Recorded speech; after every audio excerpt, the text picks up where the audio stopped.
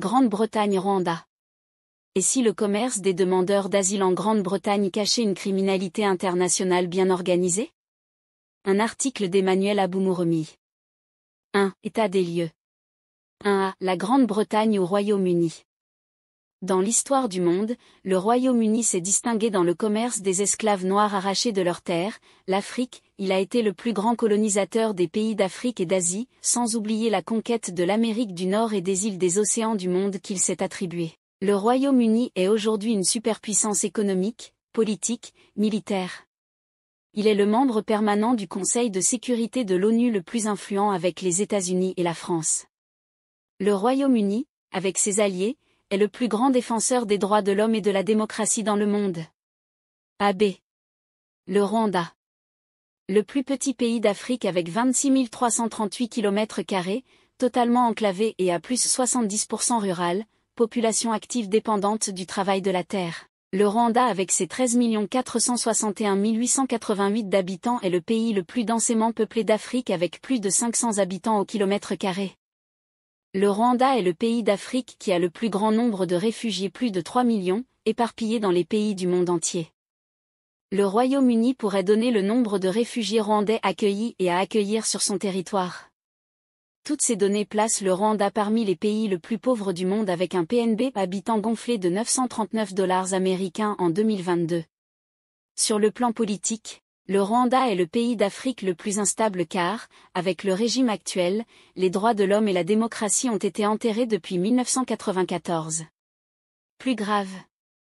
Tous les rapports de l'ONU et des instances de défense des droits de l'homme dans le monde affirment que le régime politique actuel est responsable de l'insécurité et des crimes, dont les génocides, en Afrique centrale, Rwanda, Burundi, RDC, Ouganda.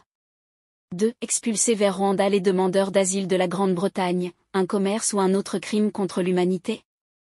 Le débat houleux qui, depuis bientôt une année, agite les institutions de la Grande-Bretagne dont le Parlement et la Cour suprême qui jugea illégal et illégitime l'envoi au Rwanda de réfugiés refoulés d'Angleterre, interroge et ne cesse de surprendre de nombreux observateurs. Et pour cause. Non seulement, entre le parti au pouvoir et le parti d'opposition, un compromis semble introuvable. Plus grave, le juge de la Cour suprême qui a été saisi pour trancher le différend a indiqué que le deal qui régit le partenariat entre l'Angleterre et le pouvoir de Kigali sur le projet d'installation au Rwanda de réfugiés refoulés d'Angleterre, comporte des clauses qui, si elles étaient rendues publiques, compromettraient l'image de la Grande-Bretagne sur le plan de la coopération internationale. Qu'est-ce qui se cache réellement derrière ce deal? Comme si cela ne suffisait pas, avons-nous appris, le 17 janvier 2024, le président Kagame au Forum économique mondial à Davos en Suisse a déclaré à la presse que le Rwanda est disposé à rembourser 240 millions de livres sterling, soit 304,8 millions de dollars américains versés par l'Angleterre dans le cadre du projet d'installation au Rwanda de réfugiés demandeurs d'asile refoulés d'Angleterre. Il y a 6 mois, le chiffre avancé pour ce projet était de 140 millions de livres sterling. Pourquoi dans un délai de 6 mois, le coût du dit projet a augmenté de 100 millions de livres sterling alors que l'opération était gelée? Cette question en soulève tant d'autres dont celle-ci. Pourquoi est-ce le Rwanda, petit pays, pauvre, enclavé, surpeuplé avec plus de 1000 habitants au km² sur les surfaces habitables et où les droits humains sont, de notoriété publique, bafoués, qui a été choisi par l'Angleterre pour un tel projet? Pourquoi le gouvernement britannique s'est-il précipité pour le décaissement du montant total du projet aussi sensible et controversé? Nul n'ignore que même pour des programmes classiques de coopération bi- ou multilatérale, le décaissement se fait par tranches successives et étape par étape. Comment comprendre ces agissements rocambolesques entourant ce projet d'installation au Rwanda de réfugiés refoulés d'Angleterre? Manifestement, il y a des choses qui ne sont pas claires dans ce deal. Et si le coût du dudit projet, estimé actuellement à 240 millions de livres sterling qui a connu une augmentation de 100 millions de livres sterling en 6 mois, alors que le projet était bloqué, n'était en fait que des fonds destinés à financer la guerre du M23, RDF en vue d'annexer les 2 provinces de la RDC au nord et sud Kivu, afin d'y exploiter les minerais stratégiques, bien évidemment, pour y installer les réfugiés refoulés d'Europe puisqu'il n'y a pas d'espace au Rwanda. A priori, tout semble tenir dans cette hypothèse. À y regarder de près effectivement, on se rend vite compte que le projet d'envoi au Rwanda de réfugiés refoulés d'Angleterre n'est qu'un prétexte, un trompe-l'œil et un épouvantail pour rouler dans la farine le monde entier. Les vrais enjeux sont ailleurs, le pillage, via le Rwanda, des minerais hautement stratégiques qui se trouvent dans l'est de la RDC. Sur ce point, nul n'ignore que les lobbies financiers, ayant probablement érigé leur quartier général à Londres grâce à l'entremise de l'ancien Premier ministre Tony Blair, conseiller spécial le plus influent de Kagame, sont très impliqués dans ce deal, notamment via le financement de guerres à répétition, menées par procuration depuis plus de 10 ans par le M23 RDF. Personne n'ignore également que ce sont ces mêmes lobbies financiers qui garantissent droit à l'impunité, couverture médiatique, diplomatique, politique et financier au régime du super-président Kagame du Rwanda, via les gouvernements, principalement européens, qui leur sont inféodés. Sinon, comment justifier pourquoi, accusé d'envahir le territoire voisin de la RDC via le M23 RDF et sur la base des preuves fournies par les experts de l'ONU, le Rwanda n'a été, jusqu'à cette date, ni inquiété, ni écopé d'aucune sanction de la part de ladite communauté internationale qui est, comme on le sait, sous la coupe des pays occidentaux bien identifiés? La réponse à cette question est fort simple.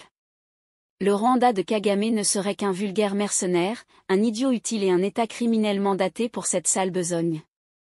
Les vrais commanditaires du pillage, via le Rwanda, des minerais stratégiques de la RDC se trouvant dans l'est de la RDC se trouvent ailleurs, les entreprises et lobbies financiers, occidentaux pour la plupart. Pour financer leurs activités criminelles en RDC, ces derniers avaient besoin d'un alibi solide sous la forme d'un projet visible, le renvoi au Rwanda de réfugiés refoulés d'Angleterre. Ils avaient aussi besoin d'un canal et d'une voie traçable pour le transfert de l'argent destiné au financement des activités criminelles du M23 RDF. La guerre que ces terroristes, sous différentes dénominations, mènent dans l'est de la RDC depuis des années a un coût. La guerre coûte cher. Voilà qui justifie comment et pourquoi le décaissement du montant destiné au supposé projet d'envoi de réfugiés au Rwanda a, pendant 6 mois, connu une augmentation de 100 millions de livres sterling alors que le projet est bloqué. Le reste n'est que de la vaste blague. En bref et tout compte fait, le supposé projet d'installation au Rwanda de réfugiés demandeurs d'asile en Angleterre semble n'être qu'un prétexte qui a été savamment orchestré dans le but inavoué de trouver une voie légale et un canal acceptable pour le transfert de fonds, estimé actuellement à 240 millions de livres sterling, destinés au financement de la guerre menée par le M23 RDF dans la province du Nord Kivu. Accessoirement, l'annexion par le Rwanda, petit pays, surpeuplé, pauvre, enclavé et politiquement instable, de vastes territoires des provinces du Sud et du Nord Kivu, aurait servi au transfert de réfugiés indésirables refoulés d'Angleterre et des autres pays européens. Et soulignons en passant que les actuels demandeurs d'asile dont l'Europe veut se débarrasser pour les jeter comme poubelles en Afrique centrale, sont au départ des citoyens des pays autrefois respectables que l'Occident civilisé, super puissant et super développé, a décidé de détruire pour mieux piller leurs richesses. 3. Le peuple rwandais reste le plus grand perdant dans ce deal. La faute géopolitique et géostratégique, immense, impardonnable et inconcevable de la part du gouvernement de Paul Kagame au Rwanda, est d'avoir accepté d'être le pion des criminels étrangers, occidentaux pour la plupart, dans le projet d'extermination de populations tuées par millions, de déstabilisation d'un pays voisin, de pillage de ses ressources et de tentative d'annexion, par la force, de 2 provinces de la RDC. Il s'agit de la haute trahison et d'une criminalité horrible, à nul autre pareil, de la part d'un pays dont la survie dépend de ses voisins. Est-ce que les objectifs visés dans ce projet macabre dont notamment les dividendes escomptés au partage des minerais stratégiques se trouvant dans les 2 provinces convoitées de la RDC, justifient-ils les crimes commis? Certes pas. Sauf pour des individus tarés et sociopathes qui fonctionnent avec de vieux fichiers, ceux des années 2000. Heureusement pour la RDC, la guerre en Ukraine, l'éveil des consciences via les réseaux sociaux et la montée en puissance des BRICS ont chamboulé ce plan macabre dont, semble-t-il, Tony Blair et ses mafieux copains seraient les maîtres d'œuvre. Ces criminels qui se passent pour des gens civilisés. Reste à savoir comment Kigali pourra rembourser les 304 millions de dollars US dilapidés dans cette horrible criminalité.